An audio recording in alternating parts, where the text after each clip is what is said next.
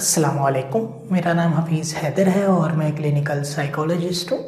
आज मैं आप लोगों के साथ जो है इरेक्टाइल डिसऑर्डर के बारे में कुछ इन्फॉर्मेशन शेयर करना चाहता हूँ। बेसिकली इरेक्टाइल डिसऑर्डर जो है ये सेक्सुअल डिसऑर्डर की कैटेगरी में से एक है।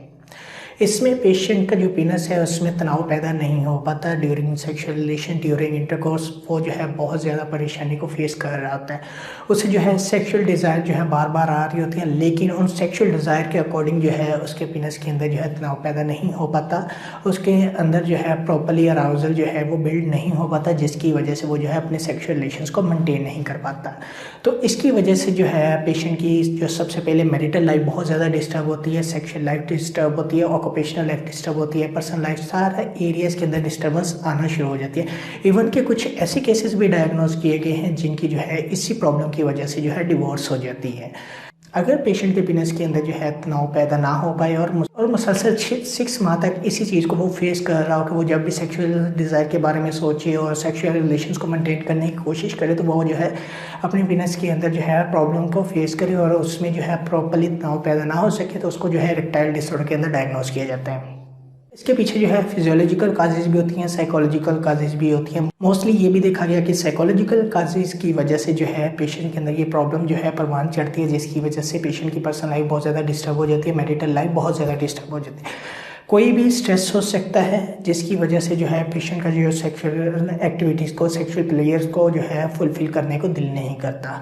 तो ये भी स्ट्रेस हो सकता है, डिप्रेशन हो सकता है। और इसके अलावा तो बाज़ दफ़ा ये स्टिग्मा होता है कि अगर जो है पेशेंट एक बार जब सेक्सुअल रिलेशंस को मेंटेन करने लगता है तो उसके अंदर अगर ये फीलिंग्स आ जाए कि मेरे जो है पीनस के अंदर वो इतना तनाव नहीं हो पा रहा, तो वो जो है अपने अंदर गिल्ट फीलिंग डेवलप कर लेता है और ये गिल्ट फीलिंग जो है पेशेंट को इस बीमारी को जो है परवान चढ़ाने में मदद करती हैं।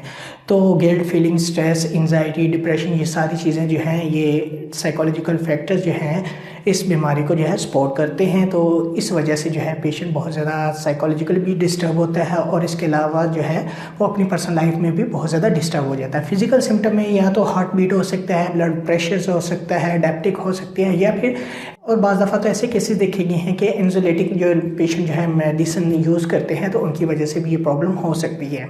इस तरह के पेशेंट्स के ट्रीटमेंट के लिए जो है सबसे पहले जो है सेक्सोलॉजिस्ट कुछ टेस्ट रेफर करते हैं और उन टेस्ट की बेस पे जो है देखा जाता है कि अगर ये फिजिकली एक्टिव है तो ये साइकोलॉजिकल प्रॉब्लम है, और अगर ये जो है साइकोलॉजिकल प्रॉब्लम है तो इन्हें जो है साइकोलॉजिस्ट के पास रेफ़र किया जाता है और साइकोलॉजिस्ट जो है इनके ऊपर वर्क करते हैं। इनके अंदर सबसे पहले जो है गिल्ट फीलिंग को ख़त्म करते हैं, इनके अंदर सेल्फ एस्टीम को इंक्रीज़ करते हैं, बिल्ड करते हैं, और इसके साथ साथ जो है इनके साथ थेरेप्यूटिक प्रोसीजर डिफरेंट स्ट्रेसेस को आइडेंटिफाई करके उनके ऊपर वर्क करते हैं और डिफरेंट एक्सरसाइजेज बताते हैं जो सेक्सुअल रिलेशंस को मेंटेन करने में जो है हेल्प आउट करती हैं।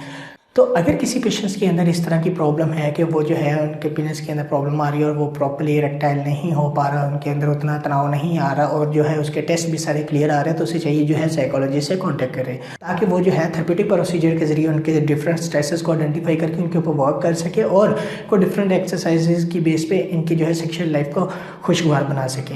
उम्मीद करता हूँ आप लोगों को मेरी ये वीडियो अच्छी लगी होगी। अगर अच्छी लगी है तो काइंडली लाइक कीजिएगा, शेयर कीजिएगा और सब्सक्राइब ज़रूर कीजिएगा। ओके, अल्लाह हाफिज़। अल्लाह के बाद